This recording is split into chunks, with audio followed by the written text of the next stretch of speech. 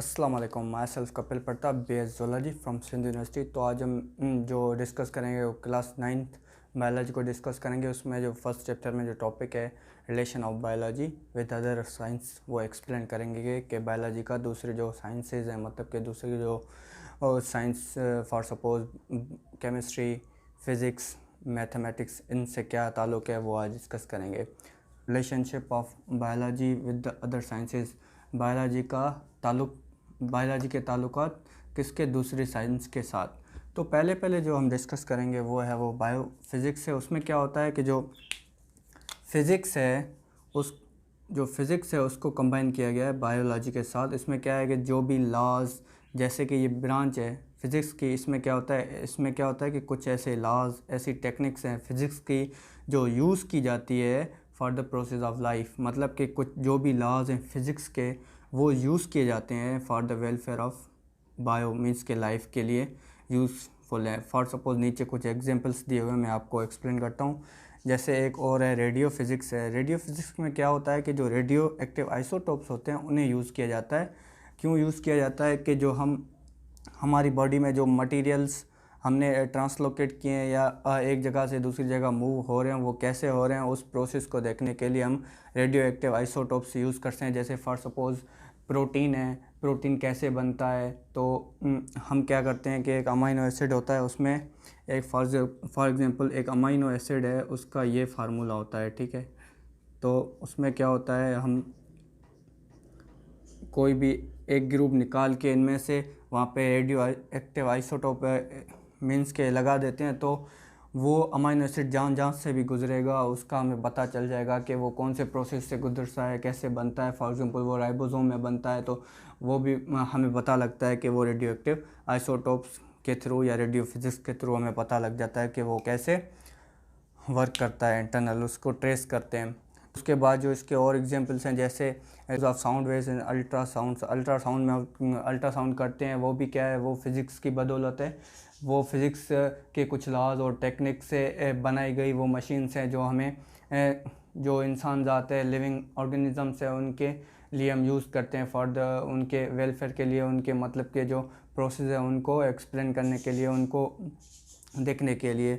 उसके बाद एक लेज़र टेक्नोलॉजी है जिसे हम लिथोट्रोप्सी बोलते हैं। उसमें क्या होता है कि हम जो हमारी बॉडी के अंदर जो किडनी है उसके अंदर जो स्टोन्स बनते हैं उनको ब्रेक डाउन करने के लिए एक हम क्या करते हैं, लेज़र टेक्नोलॉजी को यूज़ करते हैं, जैसे लिथोट्रोप्सी बोला जाता है। उसमें क्या होता है कि जो वो स्टोन होता है वो फंसा होता है कहीं भी, फॉर एग्जांपल किडनी, यूरेटर और यूरिनरी ब्लैडर, यूरिनरी सिस्टम है इसमें, तो क्या करते हैं लेज़र के थ्रू उनको ब्रेक डाउन किया जाता है। ब्रेक डाउन करके उनको एक मीन्स के लिबरेट किया जाता है बॉडी से बाय। तो भी ये भी एक जो है वो सहूलत है हमें फ़िज़िक्स के थ्रू, उनके लॉज और टेक्निक के बदौलत हमें ये जो टेक्नोलॉजी मिली है। उसके बाद जो CT स्कैन है, हम उससे बॉडी का स्कैन करते हैं कि जैसे कि कोई हड्डी वड्डी इंटरनल टूट जाती है तो उसको CT स्कैन के थ्रू देखा जाता है। जैसे कि ब्रेन हेमरेज वगैरह हुआ है वो CT स्कैन के थ्रू देखा जाता है। और उसके अलावा एक और है वो MRI, जो फिज़िक्स के लॉज के मुताबिक ये बनाई गई हैं, डिज़ाइन की गई हैं मशीन्स। तो ये सारी जो मशीन्स है या ये जो भी टेक्नोलॉजी है जो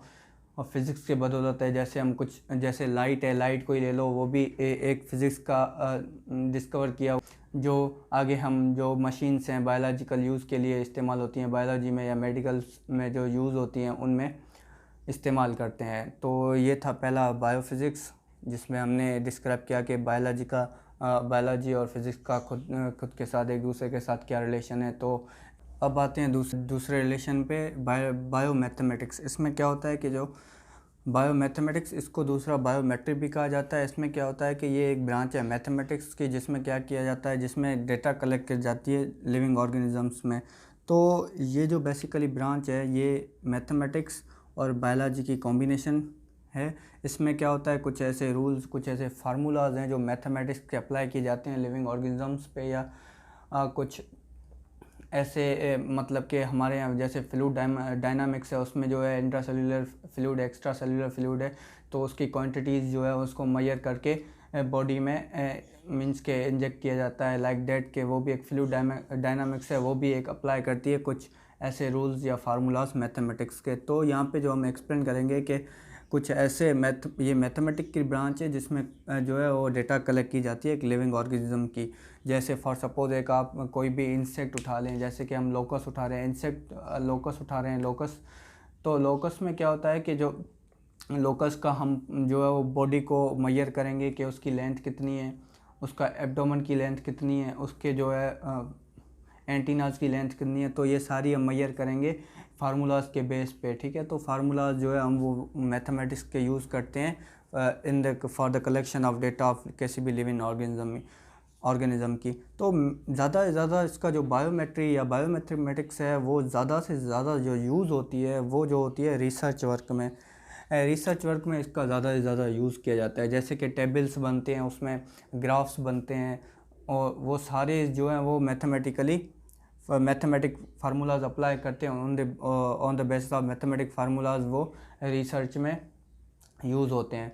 तो रिसर्च में फॉर सपोज़ आप कोई भी रिसर्च करते हो तो उसमें फॉर सपोज़ किसी भी ऑर्गेनिज्म पे आपको रिसर्च का कहा गया है, तो आप क्या करेंगे, उसका मतलब कि एवरेज निकालेंगे, एवरेज निकाल के देखेंगे कौन सी ज़्यादा किस्में हैं। जैसे फॉर सपोज़ एग्जांपल ले लें आप कोविड-19 का। जैसे उसमें हम देखते हैं कि जैसे कोविड-19 आया था तो उसमें ये बताया गया था कि कितने पर्सन इन्फेक्टेड हैं, कितने पर्सन इन्फेक्ट होंगे, या कितने पर्सन्स जो है इन्फेक्ट होकर मर गए हैं। तो इन सारों का एवरेज निकाल के देखा गया कि अब मतलब कि एवरेज कितने परसेंट इन्फेक्ट होंगे, on the basis of mathematics formula. ये सारी हम कलेक्शन करते हैं डेटा की लिविंग ऑर्गेनिज्म के हिसाब से। अब हम आते हैं तीसरी ब्रांच पे। तो तीसरी ब्रांच कौन सी है, बायोकेमिस्ट्री। ये क्या है, ये इसमें जो है वो कॉम्बिनेशन बनाया गया है केमिस्ट्री और बायोलॉजी का। तो ये बेसिकली जो है ब्रांच है बायोलॉजी की, जिसमें क्या करते हैं, हम स्टडी करते हैं वो मॉलिक्यूल्स जो हमारी बॉडी के अंदर प्रेजेंट है, वो मॉलिक्यूल्स जो हमारी बॉडी के साथ एसोसिएटेड है। इसमें सारे मॉलिक्यूल्स की स्टडी नहीं करेंगे, सिर्फ उसी मॉलिक्यूल्स की करेंगे जो हमारी बॉडी के साथ एसोसिएटेड होते हैं, वो ऑर्गेनिक मॉलिक्यूल्स, और जो हमारे लिविंग ऑर्गेनिज्म बनाते हैं या सेल बनाते हैं। अब जो मॉलिक्यूल्स कौन से आ जाते हैं, जैसे कि प्रोटीन है, कार्बोहाइड्रेट्स हैं, लाइपिड्स हैं, ठीक है। ये सारे वो मॉलिक्यूल्स हैं जिसकी हम बायोकेमिस्ट्री में स्टडी करेंगे या केमिकल बेसिस स्टडी करेंगे इन सारे मॉलिक्यूल्स की, वो कैसे बने होते हैं, हम पर इसमें ये क्यों स्टडी करते हैं फॉर सपोज़। तो इसमें क्या करते हैं कि हम स्टडी इसलिए करते हैं कि वो कैसे सिंथेसाइज होते हैं हमारी बॉडी में। इसके थ्रू हम जो एबनॉर्मलिटीज़ मीन्स के एक हमें मॉलिक्यूल की जो है नॉर्मल पोजीशन जानने के लिए, मतलब कि नॉर्मली वो मॉलिक्यूल कैसा होता है उसको जो है देखने के लिए हम स्टडी करते हैं बायोकेमिस्ट्री में मॉलिक्यूल्स को। तो अगर कोई भी एबनॉर्मलिटी होती है तो हम देखते हैं कि वो मॉलिक्यूल एबनॉर्मल है या मॉलिक्यूल जिसके अंदर मौजूद है वो आदमी या इंडिविजुअल जो है वो इन्फेक्टेड है। तो इन सारी को स्टडी करते हैं बायोकेमिस्ट्री में। इसमें क्या करते हैं, ये स्टडी करने की वजह ये है कि जो डिफरेंट मॉलिक्यूल्स हैं हमारी बॉडी में जो बनते हैं उनका जो है सिंथेसाइज कहते होते हैं, उनका फंक्शंस क्या है हमारी बॉडी में। तो ये सारी जो स्टडी है हम बायोकेमिस्ट्री के अंदर करते हैं, ठीक है। इस बातें जो चौथा रिलेशन डिस्क्राइब करेंगे बायोलॉजी एंड जियोग्राफी के दरमियान। तो इन दोनों का आपस में क्या रिलेशन है। तो बेसिकली ये जो है वो डील करता है distribution of different living organisms का, किसमें, different geological regions of the world में। तो इसमें ये बेसिकली ये एक्सप्लेन करता है कि जो लिविंग ऑर्गेनिज्म है उसके डिस्ट्रीब्यूशन से, जैसे डिफरेंट एरियाज़ हैं तो डिफरेंट जियोलॉजिकल रीजन्स है, वहाँ पे जो ऑर्गेनिज्म रह रहे हैं, जो उनके दरमियान जो रिलेशन है लिविंग ऑर्गेनिज्म का और उनमें उनके जियोग्राफिकल रीजन्स का, मतलब कि उनके जो इन्वायरमेंट है उनका जो रिलेशन है वो जो एक्सप्लेन किया जाता है वो बायोजियोग्राफी में। मतलब कि वो रीजन जहाँ पे वहाँ के फ्लोरा और फाना को स्टडी किया जाए अकॉर्डिंग टू देयर कंडीशंस। जैसे कि यहाँ पे लिखा हुआ है कुछ ऐसे ऑर्गेनिजम्स होते हैं जो रेस्ट्रिक्टेड होते हैं पर्टिकुलर जियोग्राफिकल रीजन से, क्योंकि उसकी जो इन्वायरमेंटल कंडीशंस होती हैं उनके हिसाब से।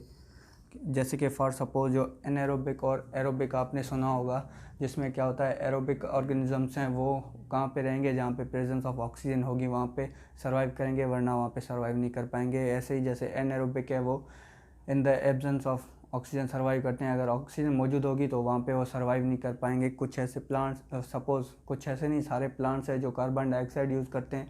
अगर कोई प्लांट ऐसे एरिया में जहाँ पे जो कार्बन डाइऑक्साइड की जो परसेंटेज है वो लो है, तो वहाँ पे वो जो है वो प्लांट है वो सर्वाइव नहीं कर पाएगा, वो ख़त्म हो जाएगा वहाँ पे, मीन्स के डेड हो जाएगा, क्योंकि वो फोटोसिंथेसिस का अमल नहीं कर पाएगा due to the absence of carbon dioxide. Like ऐसे जैसे कि लिविंग ऑर्गेनिज्म है, जैसे हम ह्यूमन का ही एग्जांपल ले लें, जहाँ पे ऑक्सीजन की कमी होती है, परसेंटेज लो होती है, वहाँ पे हम सर्वाइव नहीं कर पाते, मतलब कि जो है ब्रीथिंग नहीं कर पाते।